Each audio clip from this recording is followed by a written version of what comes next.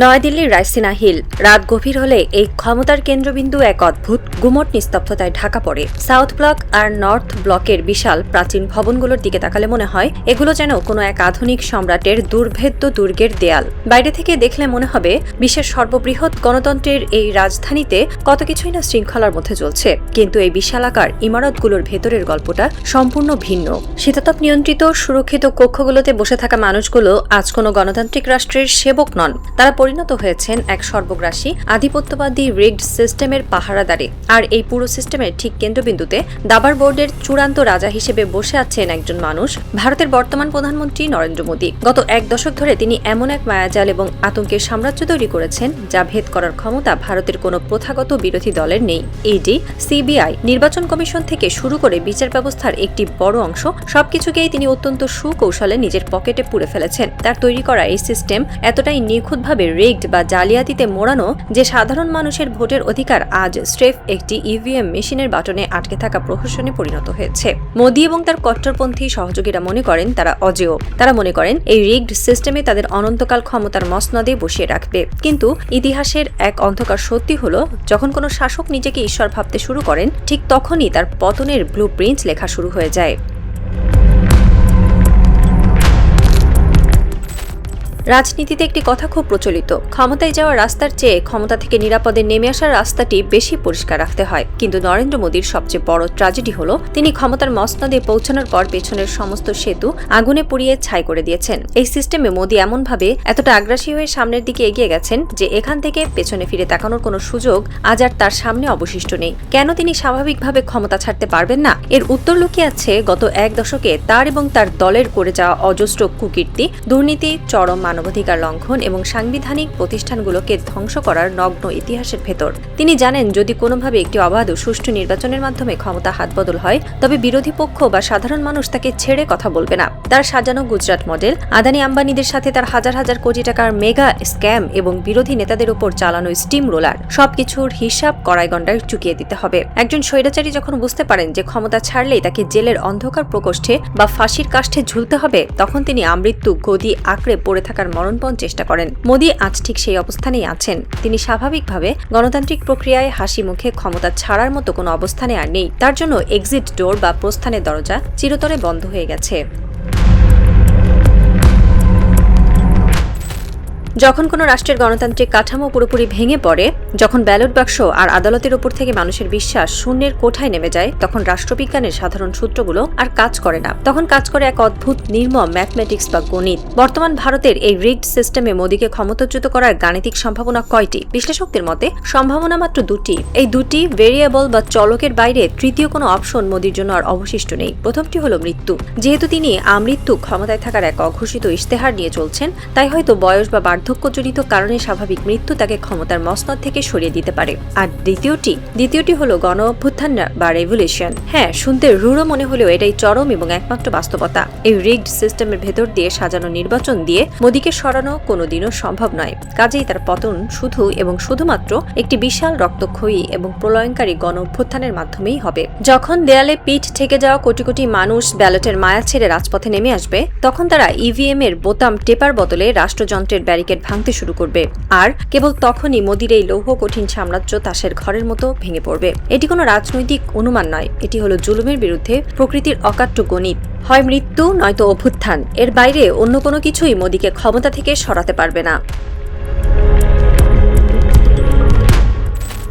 অনেকেই হয়তো এখানে একটি যুক্তি দাঁড় করাবেন। তারা বলবেন, ভারতের ৭১ বছরের স্বাধীন ইতিহাসে তো আজ পর্যন্ত কোনো প্রধানমন্ত্রীর পতন গণ অভ্যুত্থানের মাধ্যমে হয়নি। এখানে তো সবসময় নির্বাচনের মাধ্যমে ক্ষমতার পালাবদল হয়েছে। তাহলে মোদীর পতন কিভাবে অভ্যুত্থানের মাধ্যমে হবে? ইতিহাসের সবচেয়ে বড় বিড়ম্বনা হলো মানুষ অতীত দেখে ভবিষ্যৎ বিচার করতে চায়, কিন্তু তারা ভুলে যায় কোনো কিছু কখনো হয়নি তার মানে এই নয় যে তা কোনোদিন হবে না। বরং কোনো কিছু কখনো হয়নি এর সোজা অর্থ হলো সেটা এবার প্রথমবারের মতো হওয়ার সম্ভাবনা সবচেয়ে বেশি। ইতিহাস তো এভাবেই লেখা দেখা হয়। লুইস সোরস বা জার নিকোলাস হয়তো ভেবেছিলেন তাদের সাম্রাজ্য অনন্তকাল টিকবে।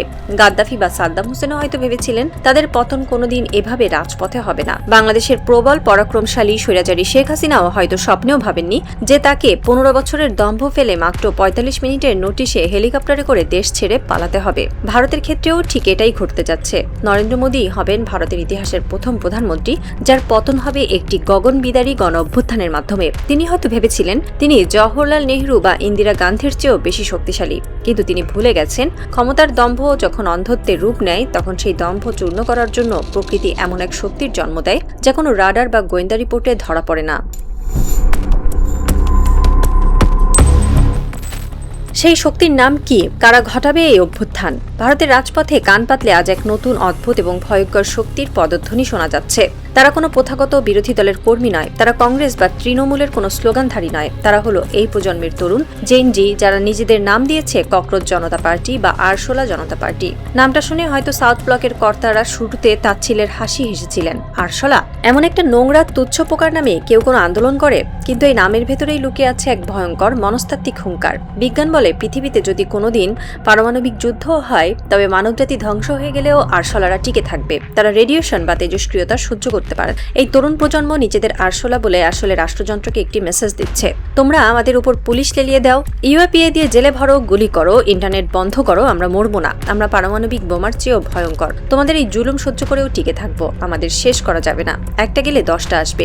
এই ককরোচ জনতা পার্টি কোনো নির্দিষ্ট নেতার উপর নির্ভরশীল নয়। এদের কোনো হেডকোয়ার্টার নেই যে পুলিশ গিয়ে সিলগালা করবে। এরা ছড়িয়ে আছে ভারতের প্রতিটি কোনায়, প্রতিটি স্মার্টফোনে, প্রতিটি ক্যাম্পাসে। এরা বেকারত্বের যন্ত্রণায় পুড়ছে, এরা দুর্নীতির আগুনে জ্বলছে। এরা বুঝে গেছে মোদির এই রিগড সিস্টেমে তাদের কোনো ভবিষ্যৎ নেই, তাই তারা ব্যালটের জন্য আর অপেক্ষা করছে না। তারা প্রস্তুতি নিচ্ছে রাজপথের এক চূড়ান্ত ফয়সালার। বর্তমান সময়ে রিগড সিস্টেমে মোদি হয়তো স্বপ্ন দেখেন আমৃত্যু ক্ষমতায় থাকার, কিন্তু বাস্তবতা হলো আমৃত্যু ক্ষমতায় থাকা তার পক্ষে কোনোদিনই সম্ভব হবে না। কারণ একটি রাষ্ট্রযন্ত্র যখন সাধারণ মানুষের নাড়ির স্পন্দন বুঝতে ব্যর্থ হয় তখন সেই রাষ্ট্রযন্ত্রের ভেতর থেকেই বিস্ফোরণ ঘটে। তার পতন অভ্যুত্থানের মাধ্যমেই হতেই হবে। ককরোচ জনতা পার্টির এই আন্দোলন হয়তো আজকেই সফল হবে না, হয়তো কালকেও মোদি গদি ছাড়বেন না, হয়তো এই স্ফুলিঙ্গ মহিরুহে পরিণত হতে আরো 5 বছর সময় লাগবে। কিন্তু সময় এখানে কোনো ফ্যাক্টর নয়, ফ্যাক্টর হলো পরিণতি। আজকে হোক, কালকে হোক, কিংবা 5 বছর পর হোক, এই তরুণ প্রজন্মের অদম্য এবং পারমাণবিক প্রতিরোধী আন্দোলনের মুখে মোদির পতন ঘটবেই। এবং সেই পতন কোনো সম্মানজনক বিদায় হবে না, সেই পতন হবে চরম অপমানের মাধ্যমে। যে মানুষটি আজ বিশ্বমঞ্চে নিজেকে বিশ্বগুরু হিসেবে দাবি করেন, যার ছবির জন্য কোটি কোটি রুপি খরচ করে পিআর এজেন্সি কাজ করে, সেই মানুষটিকে হয়তো একদিন এই আরশোলাদের তাড়া খেয়ে চরম লাঞ্ছনার শিকার হয়ে ক্ষমতা ছাড়তে হবে। হয়তো তাকেও কোনো গোপন সুড়ঙ্গ দিয়ে বা বিশেষ বিমানে করে পালাতে হবে, ঠিক যেমনটা আমরা ইতিহাসের অন্যান্য স্বৈরাচারীদের ক্ষেত্রে দেখেছি। এটি কোনো অভিশাপ নয়, এটি হলো জুলুমবাজির অমোঘ এবং অবধারিত পরিণতি। রাত শেষ হয়ে আসছে। নয়াদিল্লির আকাশ ক্রমশ ফর্সা হওয়ার পথে। সাউথ ব্লকের সেই সুরক্ষিত কক্ষে হয়তো আজ রাতেও কোনো ঘুম নেই। মোদী সরকার তাদের উগ্রবাদী রাজনীতির চর্চা করতে গিয়ে ভারতকে এমন এক খাদের কিনারায় এনে দাঁড় করিয়েছে যেখান থেকে ফেরার কোনো পথ নেই। তারা হয়তো ভাবছে ইভিএম আর মিডিয়া দিয়ে তারা আরও কিছুদিন নিজেদের জনগণকে বোকা বানিয়ে রাখবে। তারা হয়তো ভাবছে পুলিশ আর সিবিআই দিয়ে তারা এই আরশোলাদের পিষে মারবে। কিন্তু একটি রাজনৈতিক এবং মনস্তাত্ত্বিক থ্রিলার আজ তার সবচেয়ে চরম এবং শ্বাসরুদ্ধকর ক্লাইম্যাক্সে এসে দাঁড়িয়েছে। দাবার বোর্ডে ককরোচ জনতা পার্টি তাদের প্রথম কিস্তিমাতের চালটি চেলে দিয়েছে। ঘড়ির কাঁটা এগোচ্ছে। রিগড সিস্টেমের এই বিশাল দুর্ভেদ্য ইমারতের ভেতরে আজ ফাটল ধরেছে। সেই ফাটলের ভেতর দিয়ে হু হু করে ঢুকছে তারুণ্যের ক্ষোভ আর দ্রোহের বাতাস। সাসপেন্স এখন তুঙ্গে। এই তরুণ প্রজন্মের পারমাণবিক প্রতিরোধী আন্দোলন কি সত্যি ভারতের 76 বছরের গণতান্ত্রিক ইতিহাসকে সম্পূর্ণ নতুন করে লিখবে? মোদী কি পারবেন এই আসন্ন গণ অভ্যুত্থানের সাইক্লোন থেকে নিজের মসনদ বাঁচাতে, নাকি ইতিহাসের প্রথম ভারতীয় প্রধানমন্ত্রী হিসেবে চরম অপমান আর লাঞ্ছনার মধ্য দিয়ে তার গদিচ্যুতি ঘটবে? অপেক্ষা কেবল সেই চূড়ান্ত বিস্ফোরণের। কারণ এই নতুন বিশ্বে স্বৈরাচারীরা হয়তো আমৃত্যু ক্ষমতায় থাকার স্বপ্ন দেখে, কিন্তু ইতিহাস তাদের সেই স্বপ্নকে রাজপথের ধুলোয় মিশিয়ে দিতে এক মুহূর্ত দ্বিধা করে না। মেঘ ঘনীভূত হচ্ছে আর রায়সিনা হিল নিঃশব্দে অপেক্ষা করছে এক প্রলয়নকারী সাইক্লোনের, যে সাইক্লোন ধুয়ে মুছে সাফ করে দেবে রিগড সিস্টেমের সমস্ত অহংকার। খেলা তো কেবল শুরু।